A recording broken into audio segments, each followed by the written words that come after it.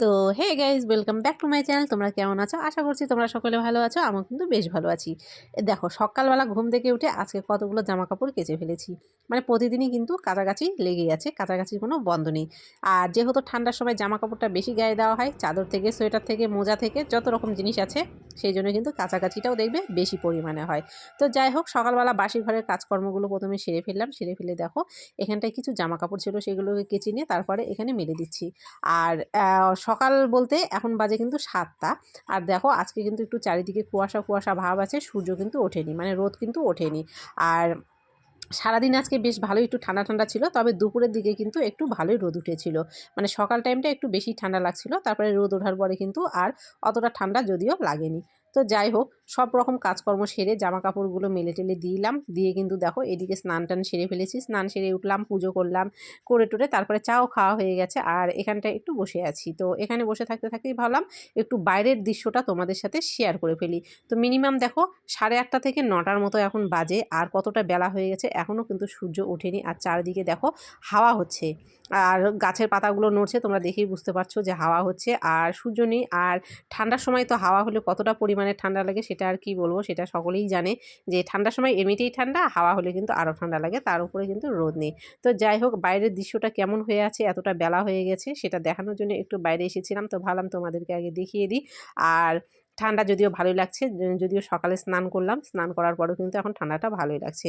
আর তোমাদেরকে বলে রাখি, আমি কিন্তু চাটা খেয়ে ঘরের মধ্যে ভাত বসিয়ে দিয়েছিলাম। ভাত বসিয়ে দিয়ে ভাবলাম তোমাদের সাথে বাইরের দৃশ্যটাকে শেয়ার করে নিই তোমাদের সাথে। তো সেই জন্যই আর কি বাইরে গেছিলাম। তো দেখো, এখানে কিন্তু আমি ফোনটা নিয়ে বাইরে থেকে সোজা বাড়ির ভিতরে চলে এলাম। আর এখানটায় দেখো গ্যাসের মধ্যে কিন্তু ভাত বসিয়ে দিয়েছি। ভাতটা কেবল ফুটতে শুরু হয়েছে, আর পাশে চা খেয়ে বাসন রেখে দিয়েছি, এখনও ধুইনি। তো যাই হোক, ঠান্ডা লাগছে, এখনও চাদর গায়ে দিইনি।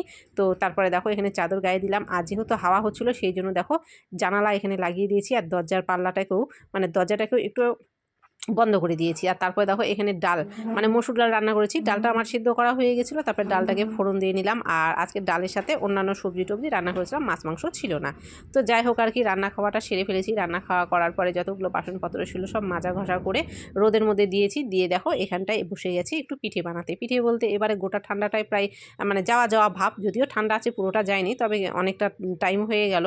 তো পুলি পিঠে একদিনও বানানো হয়নি। অন্যান্য পিঠেগুলো তো বানিয়ে খাওয়া হয়েছে, কিন্তু পুলি পিঠে বানানো হয়নি। তো ভাবলাম আজকে একটু পুলি পিঠে তৈরি করি। তো পুলি পিঠে তৈরি করার জন্য দেখো প্রথমে, আর পুলি পিঠে বানাতে গেলে কিন্তু অনেক ঝামেলা। মানে নারকেলের পুরটাকে তৈরি করতে হয়, আটাটাকে তৈরি করতে হয়, তারপরে একটা একটা করে যে ডিজাইনগুলো তৈরি করতে হয়, এটাতেই কিন্তু অনেকটা সময় লেগে যায়। তো যাই হোক, পুলি পিঠে তো খাবো জন্য আজকে দুধ কিনে আনতে বলেছিলাম। তো দুধও এনেছে। তো সেই জন্য ভাবলাম যে খাওয়া দাওয়াটা রান্নাবাড়ি যখন হয়ে গেছে, আজকে বসে পড়ি পিঠে তৈরি করতে। তো সেই জন্যই কিন্তু সব কিছু নিয়ে দেখো এখানে বসে পড়েছি পিঠেগুলো তৈরি করতে। আর যেহেতু একার হাতে করছি, তো যাই হোক অনেকটা সময় লেগেছে। তো অনেকটা সময় লাগলেও কিন্তু একটু সময় নিয়ে বসে থেকে পিঠেগুলো আমি দেখো এখানে সবগুলোই তৈরি করে ফেললাম।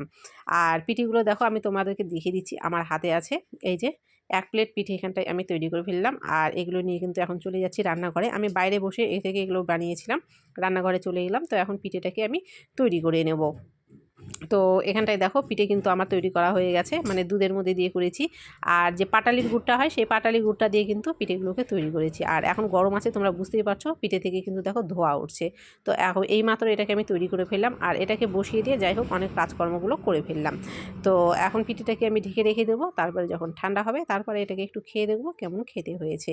তারপরে এখানে বারান্দার মধ্যে দেখো রোদ পড়েছে, রোদের মধ্যে একটু বসলাম। আর পাশে দেখতে পাচ্ছ যে রান্না খাওয়া করেছিলাম, কতগুলো বাসন হয়েছিল, সেগুলো মাজা ঘষা করে রোদের মধ্যে উপর করে দিয়েছি। আর এই দুপুরবেলার টাইমটা না, প্রতিদিন বারান্দার মধ্যে খুব সুন্দর একটু রোদ পড়ে, তো ওই জন্য রোদের মধ্যে বসে থাকতে খুব ভালো লাগে। মানে দুপুর টাইমটা আমি রোদটাকে মিস করি না, তো রোদের মধ্যে একটু বসে থাকি, মানে বারান্দার মধ্যে। আর এখানে দেখো পিঠে ঠান্ডা হয়ে গেছে, অনেকক্ষণ বানিয়েছিলাম। তো পিঠেটাকে দেখো এখানে আমি একটা নিয়েছিলাম কেমন হয়েছে দেখার জন্য খেতে। তো সত্যি কথা বলতে কিন্তু খেতে খুবই সুন্দর হয়েছিল। যদিও ভেতরে এখানে ক্ষীরের পুর ছিল না, এখানে ছিল নারকেলের পুর। যদি ক্ষীরের পুর দিলে পারে আরও একটু বেশি ভালো খেতে হয়। তো ক্ষীরের পুর তৈরি করতে গেলে দুধটা একটু বেশি লাগে। তো যাই হোক, নারকেল ছিল, তো নারকেল দিয়েই ভাবলাম তৈরি করে ফেলি। তো খেতে কিন্তু বেশ ভালোই হয়েছে, একদমই খারাপ হয়নি। তো দেখো এখানে প্রথমে আগে ঝটপট করে খেয়ে নিচ্ছি।